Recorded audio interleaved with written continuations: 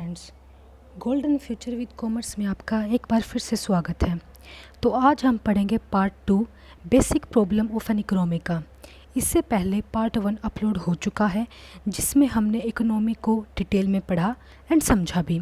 I hope वो video आप सबने देखी होगी और समझ भी आई होगी। नाउ हम पढ़ेंगे पार्ट 2 जिसमें हम इकोनॉमिक प्रॉब्लम एंड इसके 3 प्रिंसिपल रीज़न को भी कवर करेंगे। So student, let's get started.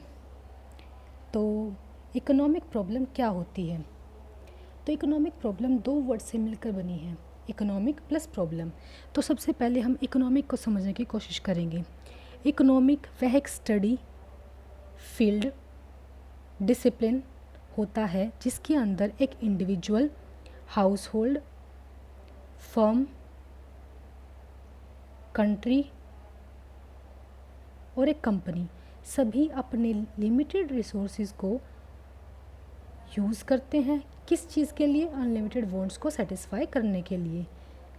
तो यह है इकोनॉमिक होता है, लेकिन इसके अंदर ही प्रॉब्लम छिपी हुई है। और वो प्रॉब्लम क्या है कि लिमिटेड रिसोर्सेज हैं हमारे पास। लिमिटेड मतलब अपने रिसोर्सेज जो हमने यूज़ करने हैं अपने वांट्स को सेटिस्फाई करने के लिए वो लिमिटेड हैं, लेकिन वांट्स अनलिमिटेड है, चीज़ें कभी पूरा ही नहीं किया जा सकता। तो इन रिसोर्सेज का यूज़ करके हमने अपने वांट को पूरा करना होता है, लेकिन यह प्रॉब्लम अराइज होती है कि किस वांट को पहले पूरी करें और किसको बाद में पूरी करें। तो जनरली यही एक प्रॉब्लम होती है जो हम इकोनॉमी को फेस करनी पड़ती है। तो आओ डिटेल में हम समझने की कोशिश करते हैं। जैसे एग्जांपल के तौर पर मैं बताऊं, जैसे मैं खुद का ही एग्जांपल लेती हूँ कि मेरे पास लिमिटेड रिसोर्सेज है 1,00,000 रुपये, और मेरी नीड्स क्या है कि मुझे कार भी चाहिए, स्कूटी भी चाहिए, एलईडी भी चाहिए, क्लोथ्स भी चाहिए, शूज़ भी चाहिए, और नेवर एंडेड वांट्स हैं, लेकिन रिसोर्सेज क्या है मेरे पास? लिमिटेड हैं। तो सबसे पहले मैं कौन सी नीड्स को फुलफ़िल करूं? तो ये मेरे सामने एक प्रॉब्लम अराइज होगी। तो ये था एक एग्जांपल। तो अब पढ़ते हैं हम राइटर के द्वारा लिखा हुआ यहाँ पे डिटेल नॉलेज। तो बोला गया है कि ह्यूमन वांट्स आर अनलिमिटेड। इंसान की इच्छाएँ अनलिमिटेड हैं, बट इन इच्छाओं को पूरा करने के लिए जो हमारे पास रिसोर्सेज हैं वो बहुत ही लिमिटेड हैं। तो क्या होता है कि हर एक इकोनॉमी के पास यह पॉसिबल नहीं होता है कि वह to produce every kind of good for every citizen, कि सभी गुड सभी सिटीज़न के लिए बना सके। क्यों होता है ऐसा? क्योंकि no economy has unlimited resources, क्योंकि किसी इकोनॉमी के पास में लिमिटेड रिसोर्सेज नहीं है। समझ में आई ये बात? तो अब नेक्स्ट मूव करते हैं। Hence every economy has make a choice as to make optimum use of its available resources. और वह रिसोर्सेज कौन से हैं? लैंड है, लेबर है, कैपिटल है, विच हैव अल्टरनेटिव यूजेज, मतलब उनका यूज़ अल्टरनेटिव है, अलग अलग यूज़ है, लेकिन रिसोर्सेज हमारे पास अवेलेबल कम हैं। फॉर इंस्टेंस क्या बोलता है? उदाहरण के तौर पर, it has to be decided as how much of resources should be utilised for the production of cloth and for much of the production of sugar. यह डिसाइड करना हमारे लिए बहुत ही मुश्किल हो जाता है कि हमारा जो क्लोथ, ये रिसोर्सेज कौन सा अवेलेबल है हमारे पास,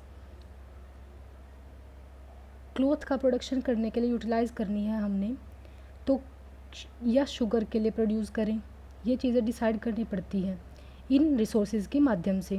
तो ये रिसोर्सेज बांटने से रिलेटेड प्रॉब्लम आ जाती है कि हम पहले किस वांट के लिए बांटें, फिर दूसरे किसके लिए बांटें। तो प्रेफरेंसेस इसमें अराइजेज होते हैं, ठीक है। In another words, economic problem is a problem of choice की प्रॉब्लम होती है ये। दरअसल ये प्रॉब्लम ही चॉइस की होती है। प्रोड्यूसर के पास यह है, चॉइस करनी पड़ती है कि पहले किस वांट को सेटिस्फाई किया जाए, किस से रिलेटेड प्रोडक्शन किया जाए। और problem of economic use of scarce resources, और जो स्कार्स रिसोर्सेज हैं, लिमिटेड रिसोर्सेज हैं, उनको यूज़ करके वांट्स को सेटिस्फाई किया जाए। तो इकोनॉमिक प्रॉब्लम स्कार्स और लिमिटेड रिसोर्सेज को प्रॉपर्ली यूज़ करने की है, जो अपने आप में एक समस्या के तौर पर उभर के आती है। ये बात समझ में आई सभी को? तो अब नेक्स्ट पॉइंट चलते हैं। It may however be noted that economic problem is not concern with the location of present resources only. और यह नोट करने वाली बात है कि इकोनॉमिक प्रॉब्लम सिर्फ प्रेजेंट के रिसोर्सेज को बांटने से रिलेटेड नहीं है, बल्कि ये फ्यूचर से रिलेटेड, ग्रोथ एंड डिस्ट्रीब्यूशन से रिलेटेड भी प्रॉब्लम है। तो सिर्फ प्रेजेंट को लेकर नहीं चलेंगे, फ्यूचर ग्रोथ को लेकर भी चलेंगे इसके रिगार्डिंग, ठीक है। उसके बाद अकॉर्डिंगली इकोनॉमिक प्रॉब्लम, तो यहाँ पर डेफिनेशन दे दी उन्होंने एक बिल्कुल ही सीधे साधे लफ्ज़ों में कि economic problem refer to that problem which is concern with the optimum allocation of the present resources and with the growth and distribution of future resources. इन्होंने यहाँ पर प्रेजेंट के साथ साथ फ्यूचर को भी मायने में रखा है। तो क्या बोलते हैं कि इकोनॉमिक प्रॉब्लम का मतलब यह है कि वह प्रॉब्लम जो जुड़ी हुई है प्रेजेंट रिसोर्सेज से ऑप्टिममली बांटने से, जो हमारे पास कम मात्रा में अवेलेबल है, और साथ ही साथ फ्यूचर रिसोर्सेज के ग्रोथ एंड डिस्ट्रीब्यूशन से भी जुड़ी हुई है। अब ये टॉपिक तो था हमारा इकोनॉमिक प्रॉब्लम से रिलेटेड। अब इसके 3 प्रिंसिपल रीजंस भी हैं। 3 प्रिंसिपल रीज़न जो कि इकोनॉमिक प्रॉब्लम के पीछे हैं, जो इनको प्रभावित करते हैं, इकोनॉमिक प्रॉब्लम को उसको जनरेट करते हैं। तो ये 3 प्रॉब्लम ये हैं: अनलिमिटेड वॉन्ट्स, लिमिटेड और स्कार्स मीन्स, और ऑल्टरनेटिव यूजेस। तो इन रीजंस को हम पढ़ने की कोशिश करेंगे। तो सबसे पहला पॉइंट है अनलिमिटेड वॉन्ट्स। तो राइटर क्या बोलते हैं, ह्यूमन वॉन्ट्स आर लिमिटेड, कि जो इंसानों की इच्छाएं हैं वो अनलिमिटेड हैं, कभी ख़त्म ही नहीं हो सकती। एक वॉन्ट ख़त्म तो सेकंड अराइज हो जाती है। एग्जाम्पल के तौर पर अगर मैं बात करूं, जब हम छोटे बच्चे थे तो पहले हमें वीडियो गेम की वॉन्ट थी, थोड़े बड़े हुए तो फ़ोन की चाहिए था, फिर थोड़े और बड़े हुए तो स्कूटी चाहिए, फिर कार चाहिए। तो वॉन्ट्स कभी ख़त्म नहीं होती हैं, ज़िंदगी भर चलती रहती हैं। No individual can fully satisfy his wants, कोई भी पर्सन अपनी इच्छाएं फुलफ़िल नहीं कर सकता, क्योंकि वॉन्ट्स ही अनलिमिटेड होती हैं, ये नेचुरल होती हैं, ये नेचुरल ही होती हैं पर्सन्स के लिए। Next is wants of all the person member of a society can not be fully satisfied in a given time, कोई भी पर्सन इन इच्छाओं को फुलफ़िल नहीं कर सकता। और रियलिटी में बात की जाए तो human wants have been multiplying day by day, और जो ह्यूमन वॉन्ट्स है वो बढ़ती ही रहती हैं day out day. A few years back there was no demand for colour TV in India. अगर हम पिछले कुछ सालों की बात करें तो कलर टीवी की कोई डिमांड ही नहीं थी, बट आजकल सभी हाउस होल्ड इसे खरीदने की चाहत रखते हैं। In the coming year there is a great possibility of rise in demand for such consumer goods as video cameras. तो आने वाले ईयर्स में यह ग्रेट पॉसिबिलिटी, ग्रेट संभावना हो जाएगी कि डिमांड और भी बढ़े। किन की? कंज्यूमर गुड्स की, जैसे वीडियो कैमरा हो गया, वीसीआर हो गया, एक्सपेंसिव कार्स हो गई, कंप्यूटर्स हो गए, कैलकुलेटर, मोबाइल फ़ोन्स, इन सब चीज़ों की। It can therefore be said that at any given that there do exist innumerable unsatisfied want in community.